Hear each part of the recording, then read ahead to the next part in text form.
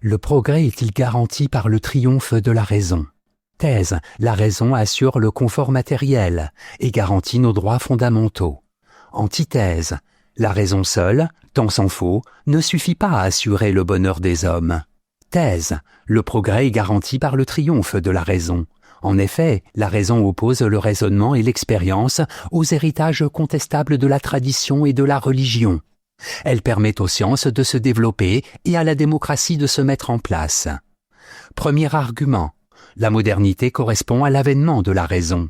Le XVIIIe siècle est souvent appelé le siècle des philosophes.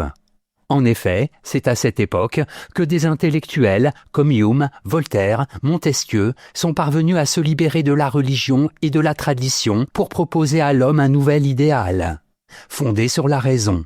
Cet idéal a inspiré la Révolution.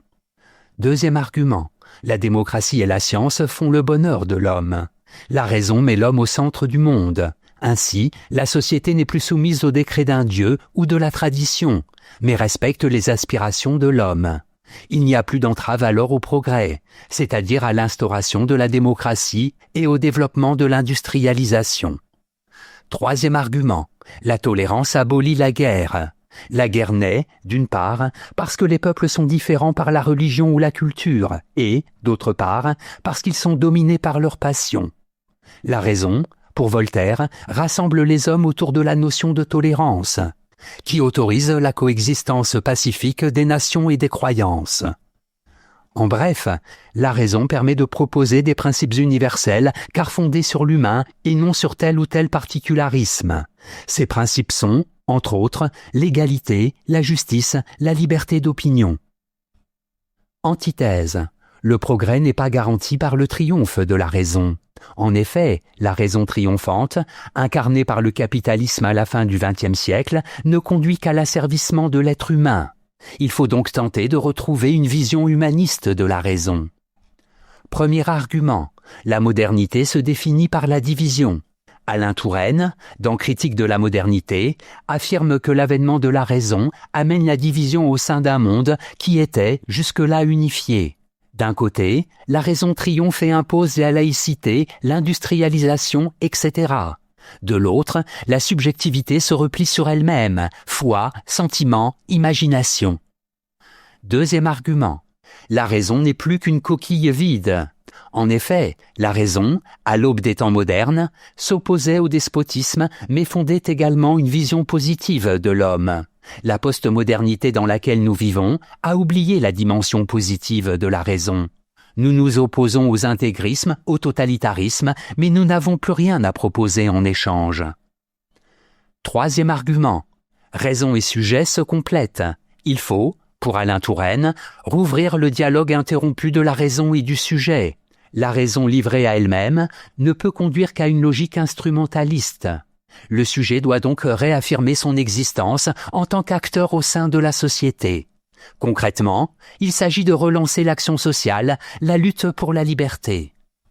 En bref, la modernité se définit par une vision du monde écartelée entre la raison et la subjectivité. Bonne dans son principe, cette conception s'avère catastrophique si le sujet et la raison ne communiquent pas. Synthèse. Pour les fondateurs de la modernité, comme Descartes et Locke au XVIIe siècle, comme Voltaire, Rousseau, Montesquieu, Hume, Kant au XVIIIe siècle, il ne faisait aucun doute que la raison était au service de l'homme et devait permettre à celui-ci de s'épanouir. Pourtant, l'avènement de la raison qu'ils appelaient de leur vœu a coïncidé avec l'aliénation des hommes, tant dans le monde communiste que dans le monde occidental. Il est donc urgent, selon Touraine, de relancer le dialogue de la raison et du sujet, par le biais de l'action sociale. On peut toutefois contester les bases de la réflexion d'Alain Touraine. Par exemple, ne pas être d'accord avec l'idée selon laquelle la société dans laquelle nous vivons réduit l'homme au rôle d'instrument. Est-ce la société, le système, qui doit être critiqué, ou est-ce plutôt l'homme, qui fait un mauvais usage du système ? Note et commentaire, Alain Touraine. Sociologue et historien français, Alain Touraine est né en 1925. Il a élaboré une sociologie des mouvements sociaux qui veut se démarquer du marxisme. Production de la société et La voix et le regard comptent parmi ses ouvrages les plus importants. Citation. De sa forme la plus dure à sa forme la plus douce, la plus modeste, l'idée de modernité, quand elle est définie par la destruction des ordres anciens et par le triomphe de la rationalité, objective ou instrumentale, a perdu sa force de libération et de création. Alain Touraine, Critique de la modernité.